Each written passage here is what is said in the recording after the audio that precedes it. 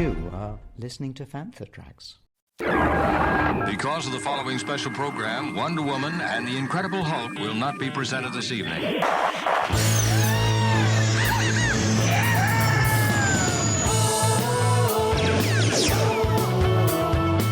got bad stuff. It's time to get all your Star Wars news in a single file. That doesn't sound too hard. This is Making Tracks. This is the way. Here are your hosts, Mark Newbold and Mark Mulcaster. I know these people. They are brutal. Does this look Jedi to you? That's not how the Force works. They'll never see it coming. Count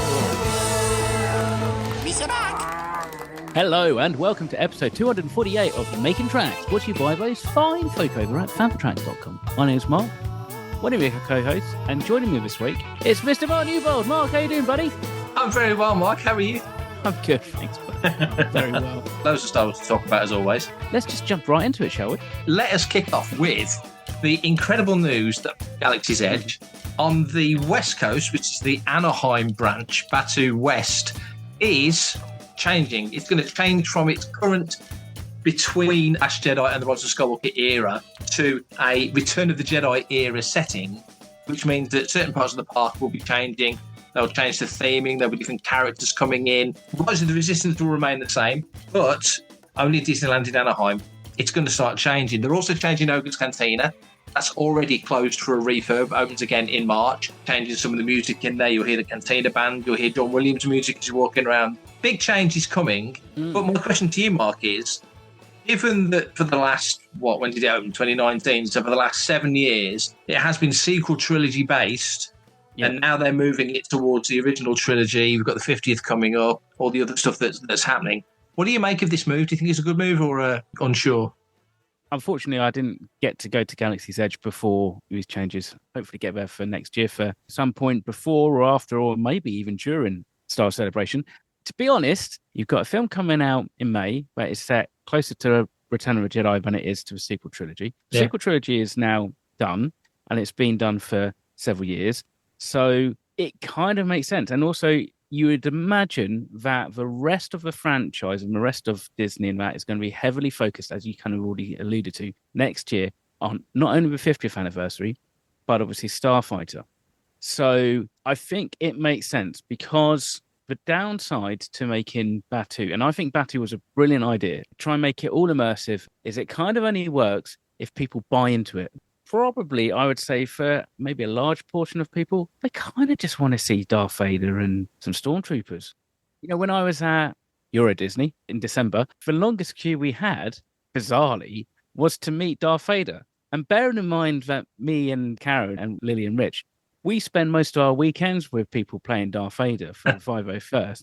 There's absolutely no reason to have done it, but we did. And that was the longest queue, followed closely actually by having a photo with Mandalorian and Grogu, of course, because he was in a little satchel. So it kind of makes sense. For me, as much as I like the idea of this all immersive Star Wars thing, it doesn't quite work for me, the fact that you can't really go in costume. Disney wanted to do it on their own terms. Obviously, they did it with Galactic Star Cruise as well. That's now closed. And so maybe it makes more sense to make it slightly more accessible for the general Disney park goer. You know, they've maybe been listening to what the visitors' feedback is. Yeah, absolutely. I think you hit a good few points there. With the 50th coming up, it makes sense to be making it more of a broadly accessible thing. So the general public are obviously far more familiar with Darth Vader, Luke Skywalker, Han Solo, Princess Leia, R2-3PO, Stormtroopers than they are with the prequel trilogy, the Anakin, Padme, Obi-Wan era, or with the sequel trilogy era. So that makes sense. When you say Star Wars to the general public, they'll say Darth Vader, Stormtrooper, Han Solo, yada, yada, yada. Mm-hmm. So to pitch it at that, to grab a broader audience makes sense. I also think, though, that for people who have been lucky enough to have got to Galaxy's Edge before, and this is just Disneyland, that's got to be said, it's not Disney World yet, or maybe leave one as an OT part, one as a sequel trilogy part, they might play it that way, is it's a refresh. It's another reason to get people back to the park. That was one thing that you mentioned, Galactic Star Cruise. That's one thing that Star Cruiser never had the chance to do. It never had the chance to do a refresh, to offer a different mission, which I think it could have done. with Smuggler's Run. We put an article on the site the other day where they created 5 different missions. They only ever used the one. And now they're expanding it with Mando and Grogu later this year.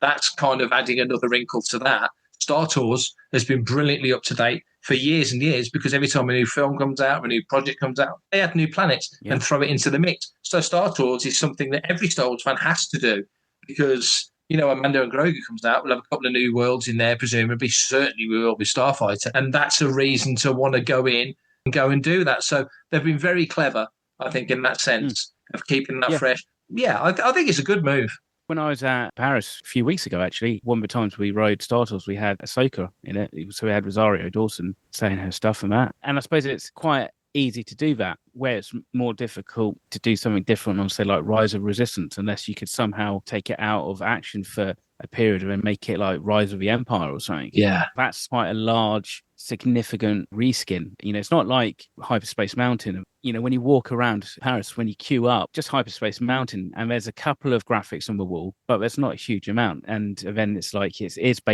just the animation and stuff when you're actually in the ride with the music. You'd imagine a lot of people would expect to be hearing John Williams music when you go to a Star Wars land. I mean, again, it's like one of those things where it makes perfect sense, but it's also slightly counterintuitive to kind of what you think a theme park is. I guess I'd like both because they built it originally with the sequel trilogy in mind, and you've kind of got that resistance space. You kind of have to keep that as, again, unless you're going to suddenly build a new X-Wing and swap that out and stuff, which again is feasible. That would definitely play more into the opinions of people by saying, oh, Disney's turning its back on the sequel trilogy. I don't think it is. I think it's probably just rebalancing itself a little bit in terms of its priority. Ultimately, what people are going to be going to see at the cinemas this year and next year and into the future. It's what gets bums on seats. If it gets people back into the park, it's an attraction, it's another thing they can add, and it doesn't mean that's the end of it. Who knows? Maybe Disney World Resort in Florida will change to a prequel trilogy park. We don't know. Galaxy's Edge is a setting, so they can make these changes if they want. We know the Falcon was around in the prequel trilogy era. They can make these changes. Or, to something you just said, you actually referred to it a second ago with Star Wars Land, which is what we all thought. That's what we all thought of. That's what we all knew it as before it was known as Galaxy's Edge. And now it has become a more generic Star Wars location. The Star Cruiser was always going to be part of it, and that's not around anymore. So that story element isn't as important to the park as it was. New merch, freshen things up, change things around, start some new traditions, if you like, in the park. I think it's a solid idea. Now, the question is, do you reckon we're going to change the radar dish on the top of the Falcon? I think that's the first thing they should change. 29th of April is when Darth Vader comes into the park, and I would say that the first thing that Darth Vader should do is walk up to the Falcon, reach out with the Force, have that radar dish get yanked off, techie guy go up there and stick a circular one on. I don't know how they'd do it, but it would look great. I'm Gareth Edwards, and you're listening to Fantha Tracks Radio. So last November, we were lucky enough to be at Smugglers Star Wars Weekend in Surrey. Attending the show was Ben Bailey-Smith. You'll know Ben, playing Lieutenant Supervisor Blevin in Season 1 of Andor. I had the great fortune to have a quick chat with him. So here's myself and Ben talking all things Andor here on Making Tracks. So we're here in Surrey at Smugglers, here with Ben. How is the show going for you so far? Oh man, I mean, I've never done one of these before, so it's first time, and I had no idea what to expect, and it's been a joy. Like, I can't speak for other shows, other movies, but Star Wars fans are just, everybody I've met has been so warm, so lovely, just good people. What did you expect coming into this scenario? Like I say, you've never done one. I didn't know what to expect, because you hear about these things and like you sort of see them on TV shows or whatever, and I was just like, is it going to be like annoying? Are people going to be bugging me? Like, what's the deal? And actually, it's like, it's so respectful, and it's a real nice sort of jolly vibe. The cosplay stuff's phenomenal. It just feels like a celebration of the concept, the whole world of Star Wars. And when you're someone like me who's grown up with it and just been a fan from such a young age, it's actually just a joyful experience. So when you came into this, you say you were a fan as a kid, so you've been with it your whole life, much. And then you get the opportunity to come into the show. What were your hopes and expectations, especially a show like Andor? This is me. This is me in 1983. Okay. Christmas '83. I got the AT-AT and the Darth Vader Mattel costume, which you can see described to your listeners, looks like an old bin bag. They've printed the front of Darth Vader's costume on. I have no idea where this is. Maybe in my mum's attic. And then the mask is like, yes, your bog standard Halloween mask with elastic backing. But the AT-AT is mint. So yeah, and it wasn't just Star Wars that I was obsessed with. It was the Empire. I loved the Imperial March. I loved all the dark side characters, and Vader was just the coolest guy. So, like... That was a choice. You wanted that. Yeah. I wanted to... most kids want to be the hero, and I actively wanted to be on the dark side. And I had that my whole life. So I remember, when Rogue One came out, watching that, when Vader appears at the end... Sorry if that's a spoiler. I don't think it will be for any of your listeners. I mean, the whole audience in the cinema were up on their feet, clapping, whooping and cheering, like it was, I don't know, like the Beatles getting back together or something. I mean, it was an amazing moment, and it for me it was like this weird mix of like something I'd never seen before in this new movie, and like complete nostalgia, and I felt that they nailed that. And right the way up until I got this role, anyone who would listen, I would always say, look, hands down, Rogue One's the best new Star Wars creation of anything. It's the best. And the reason I gave was because it embodied the essence of the movies from my childhood. That 70s aesthetic. You can see it in the costume, same costume designer. And then, fast forward a couple years, and I'm doing an audition for a show called Pilgrim, which is a war, I don't know, like a sort of political war drama. And I'm auditioning for the role of this, like, Weasley Sergeant Major.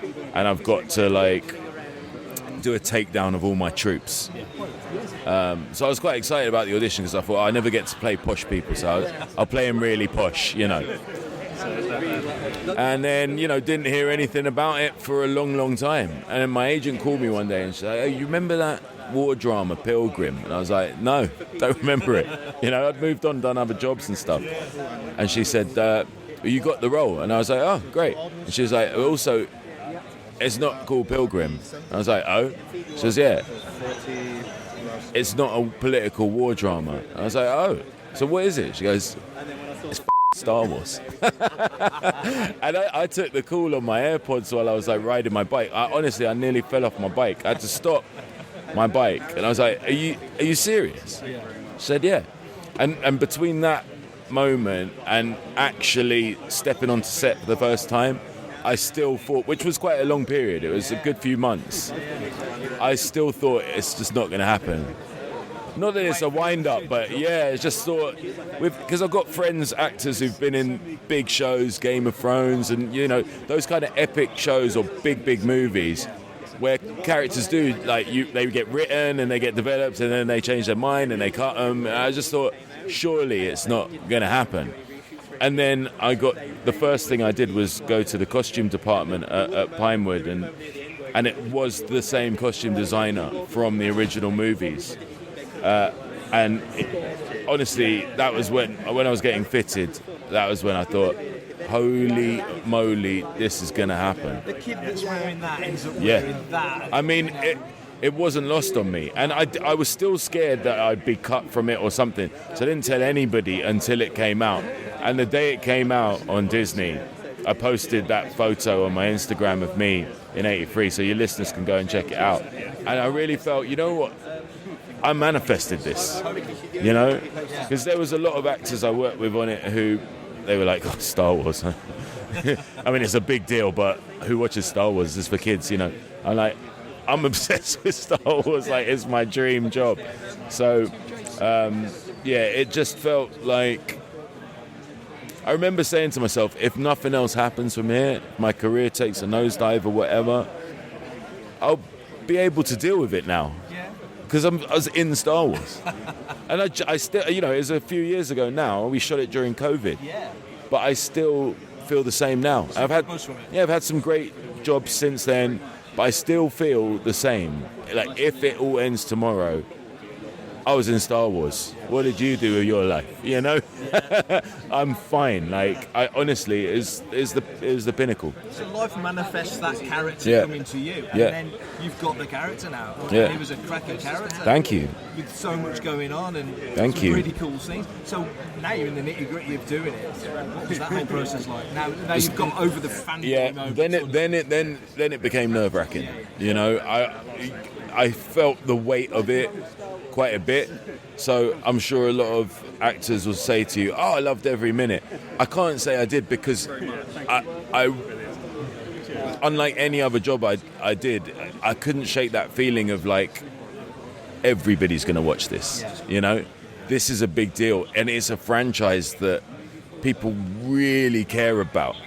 Any actor will tell you, when you go into an audition, right, if you've never heard of the project, you don't know what it is, you're not sure if the part's that great or not, you go in there with a laissez-faire attitude, and the confidence that brings, you probably end up getting the gig.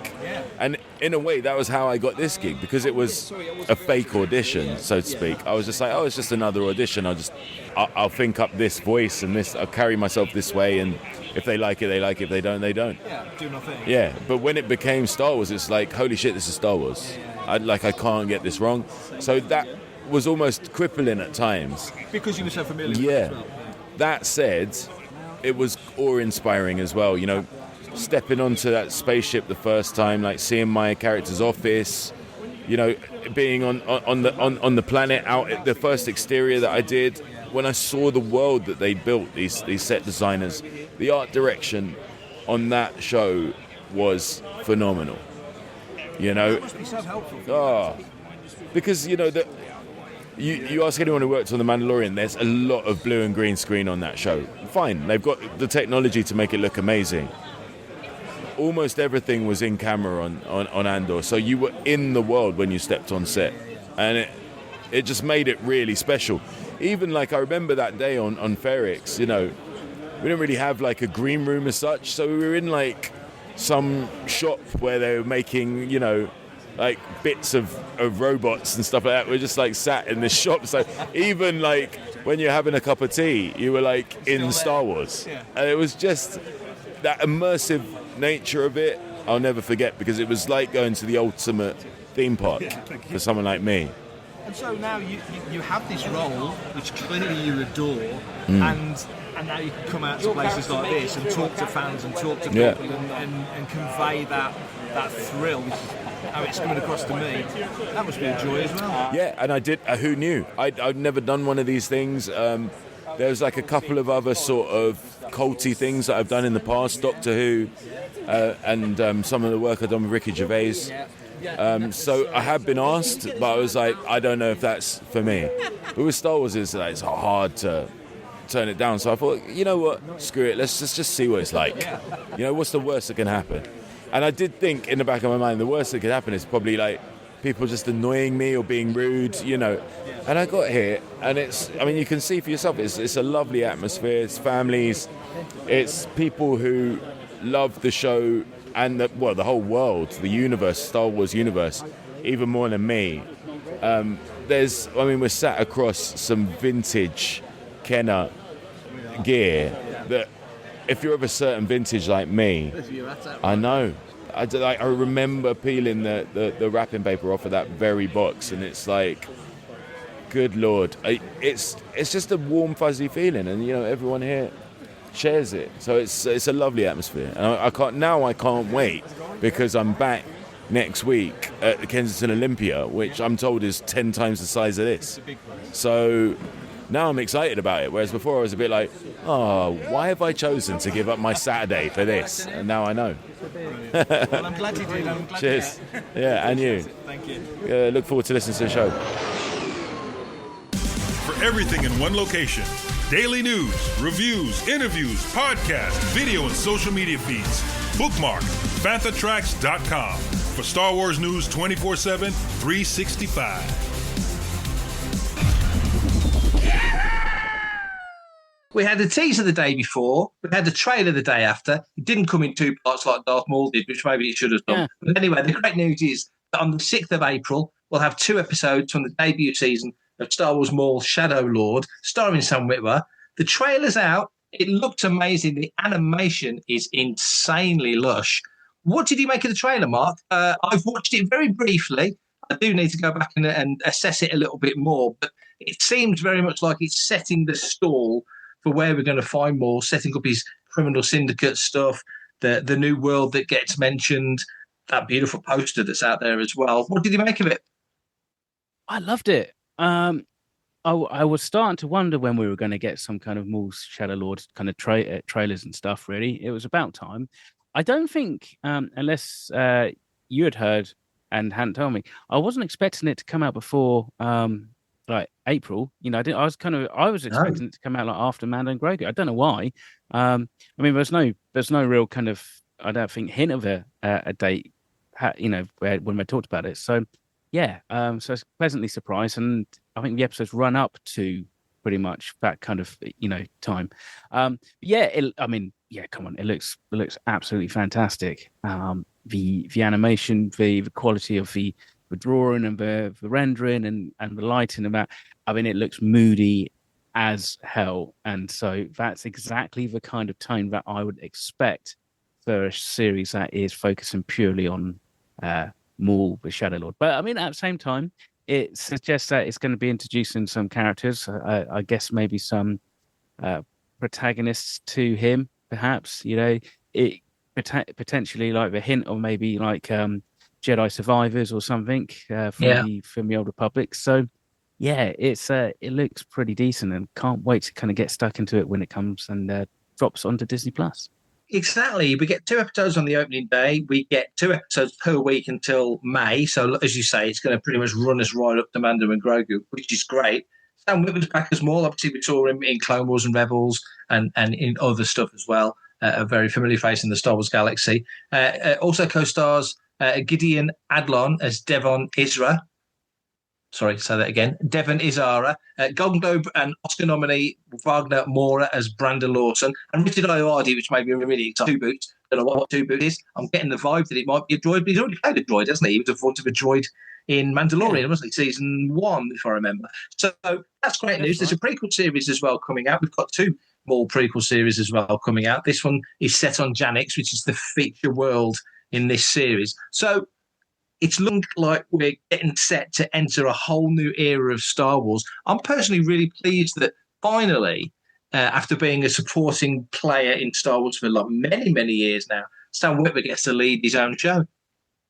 Yeah, that's really fantastic. And Maul himself, you know, he's a character that has interwoven and has kind of connected many an animated series. So it's really nice. It's really nice, and I'm really looking forward to kind of like delving into that kind of era of the timeline in the kind of the fringe underworld area that we haven't had a chance to kind of like tackle before. So that's going to be really interesting.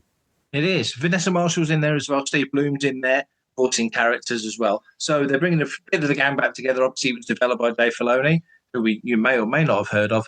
A bit of a big cheese in Star Wars, so that's good news. But I'm very excited that we are, like you say, animation for Star Wars has been such a staple for so many years now, going back obviously to the Clone Wars and even before that recent bit of news regarding Genndy Tartakovsky, where he was apparently offered a role with Lucasfilm Animation, but opted to focus on his own stuff, which obviously gave us some great things like Samurai Jack and Dexter's Lab and Primal, which is the big thing at the moment. So that worked out pretty well for everybody involved ultimately.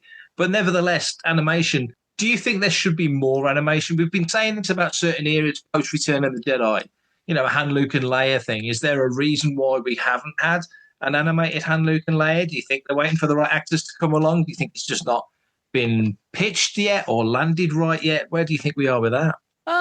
I wonder if it's just they haven't found the story they want to tell. And actually, there are other stories like Maul's that we can tell and potentially show a different aspect to the galaxy that we haven't seen before. I mean, what do you do with the big 3, with Han, Luke and Leia, other than you're kind of doing it as Star Wars Rebels 2.0? And I guess also then how much does that trample on, say, what's happened in like Marvel Comics? Does that then kind of make it harder for them to do? Or is that, again, one of those kind of things where maybe that's part of their like license agreement with like Marvel? I mean, don't really think there's any reason why you couldn't get somebody to voice those 3 characters. And actually, that would be a way of softening the blow to like a potential live action recast. You know, if you've already done it in animation. Smoothing the waters a bit. Yeah, kind of like everybody's happy with it, then let's go with it. I mean, and that's not to say that I don't think that we shouldn't get that era. We've never really had it. And considering how good Maul Shadow Lord looks, now's the time with this quality of animation that we're putting out. It's ripe for the taking. More animated series. I think it's a really flexible way of being able to show some quite complicated, visually complicated stories that might require bigger budgets if you were to do live action. Hello, I'm Dennis Lawson, and you're listening to Fantha Tracks. Okay, for the second time this episode, we return to Surrey Star Wars Weekend, and this is Callan Tavener. Callan was a stormtrooper in Andor Season 2. So here's Callan talking all things Andor here on Making Tracks. Yeah, I know. Hello there. So I'm with Callan Tavener. Now, Callan, tell us all about your experiences on Star Wars, what you did, how you found it. What was it like? One of the best experiences I've probably ever had in my life. I'm very jealous. How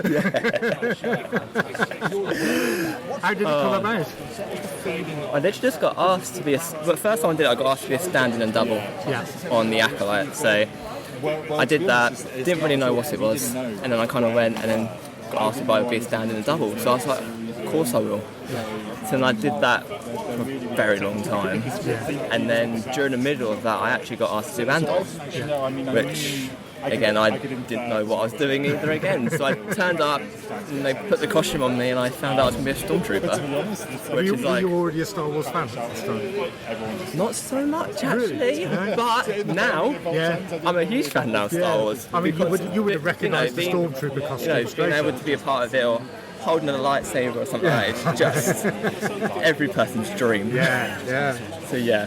And you would have recognised the stormtrooper costume anyway. Most people know what that is. I think you say that, but it took me a second to realise until the helmet came out. What are you like? Yeah. So how long did you film on Andor? I did 4 weeks on Andor. Yeah. So a long time. A long time to be in a costume, and I'm very grateful to be in it because it's once in a lifetime. So what scenes would people have seen you in? They've got more scene, the massacre scene. So yeah. This is my lovely pictures down here. Obviously, I know you guys can't see it back there, but yeah, my very famous pinky finger out. As you can see there, I'm the pinky finger trooper. Was that deliberate? No. Did it by accident. That would have been brilliant if it was deliberate. Yeah, it happened by accident, and then it's just kind of stuck now. So I'm very happy. Okay, to wrap up this episode, we've got a couple of listeners' questions. First one is from Eamon Cleary, and the question is, hi, just thought I'd offer my take as a first-generation Star Wars fan who saw the film in Northern Ireland back in the summer of '78. And in brackets, he says, yes, it took that long to get to our local flea pit. Unlike so many, I've never had any major grievance with the changes to the films, particularly the first, over these many years. I've always preferred to call Star Wars A New Hope. I don't really understand those fans who have beef with that change. Some of the minor audio tweaks and adjustments have been fine. Now, I understand that a lot of my era with the special editions, I kind of get it, but at the same time, back in 97, to see them celebrated back on the big screen with some added sparkle was a joy. Some of those changes might not have aged particularly well, but for some younger fans, that's just how they've always been to them, so I'm cool with that. Okay, with the 50th re-release being the unaltered films from 77 or 78, for me, I would love to see some kind of hybrid. Sure, remove all the 90s CGI, but at the same time, keep any of the matte lines fixes, and if possible, a proper remix of the original sound from the 70s. If I was able to change anything, it would be some of the good still in the film. Obi-Wan's cape hanging down from his saber, maybe realigning the laser blasts so they don't look quite so wonky. Fit some of the more chunky shots from the Star Run without affecting the integrity of the original work. All fairly minor. There are also some sound issues, but I'm cool with them as they are. The only person I think I would love to change is the Obi-Wan shot while he's shutting the tractor beam. It's a lovely matte painting, but the set details on the right of the frame never seem to me to line up particularly well with the painting, but I think that's just me.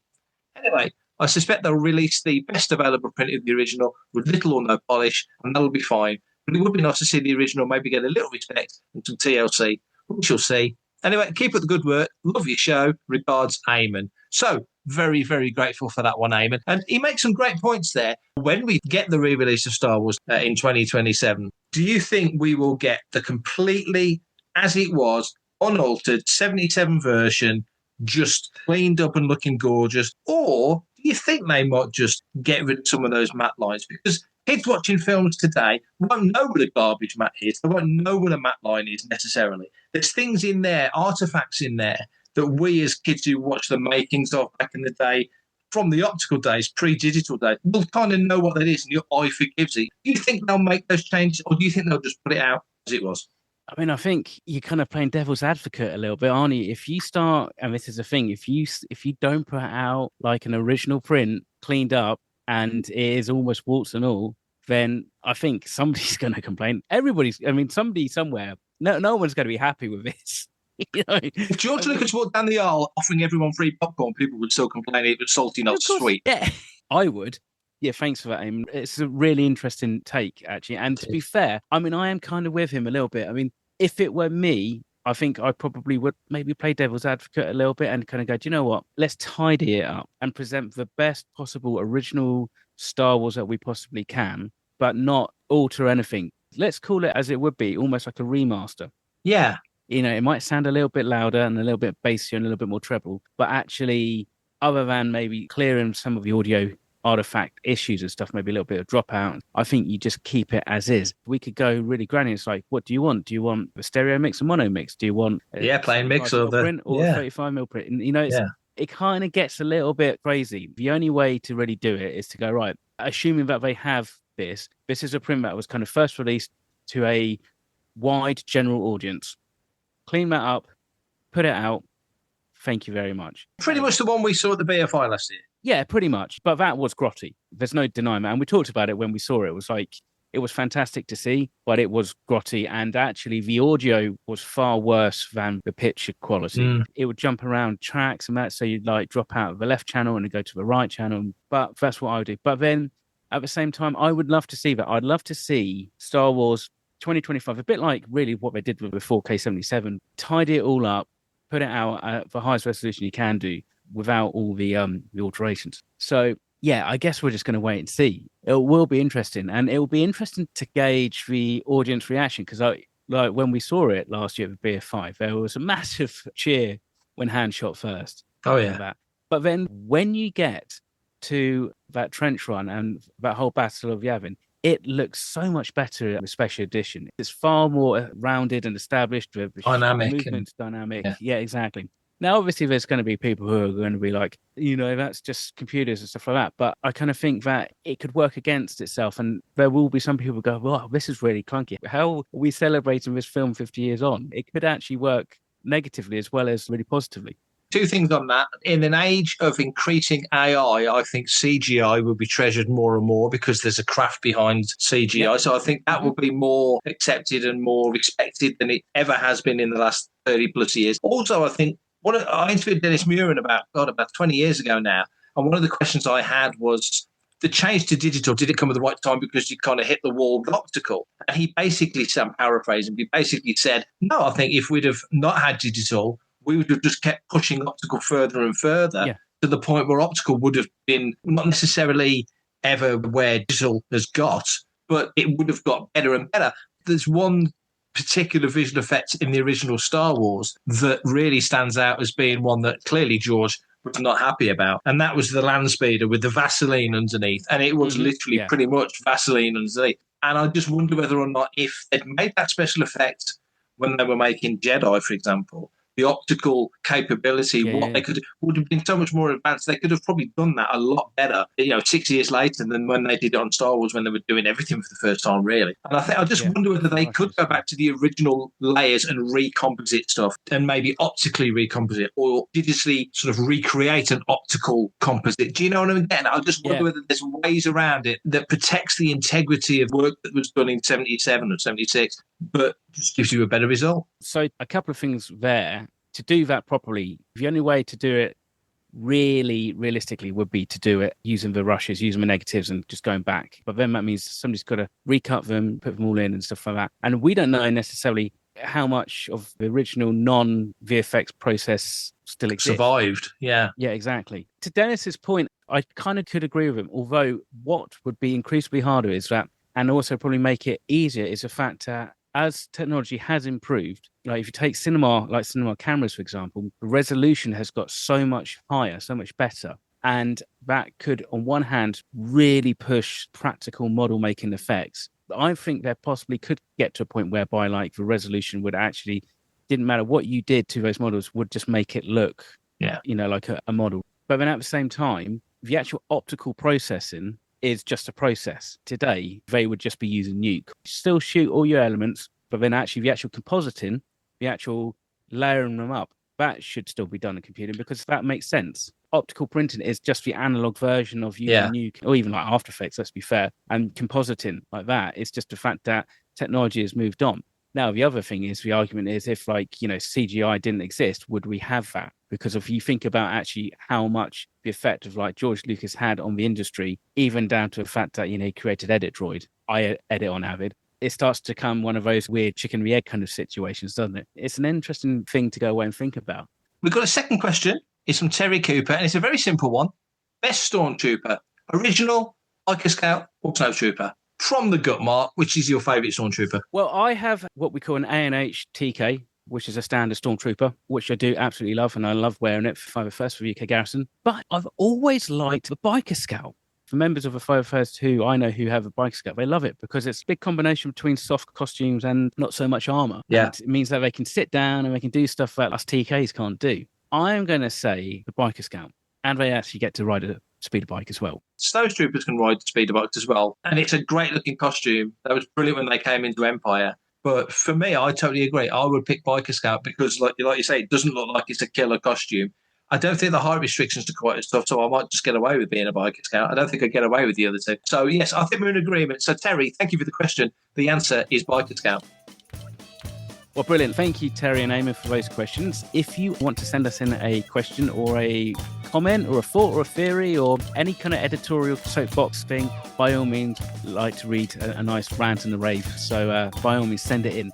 And Mr. Newbold can tell you how you can do it. I certainly can. And here is how you can do it. Email radio@fanthatracks.com. Head to links.fanthatracks.com for links to our social media feeds, Fantha Tracks TV and Fantha Tracks Radio. Thanks to James Semple for the Fantha Tracks intro, Blues Harvest for our Making Tracks opening music, and Mark Daniel and Vanessa Marshall for our voiceovers. New episodes drop Tuesdays and Fridays at 7 o'clock UK time. Our weekly news show, Good Morning Tatooine, goes live Sundays at 9 o'clock UK time on Facebook and YouTube. And remember, Fantha Tracks is absolutely free, so it costs nothing to stay updated on all the latest Star Wars news. And that's me done for this episode, Mark. And that is you done for this episode, and that is me done for this episode. And yes, so if you're listening to this week, I, along with the 501st and Rebel Legion, will be at Pinewood Studios Futures Festival, which is a fantastic industry careers fair for everybody who wants to learn anything there is about what it takes to work in film and all the various roles that you can do in film, which doesn't involve a camera. Want to learn about stunts and stuff like that? Well worth coming along. So if you're there, check us out. I don't know where we're going to be in Pinewood Studios, but we'll be somewhere lurking around. So come and say hi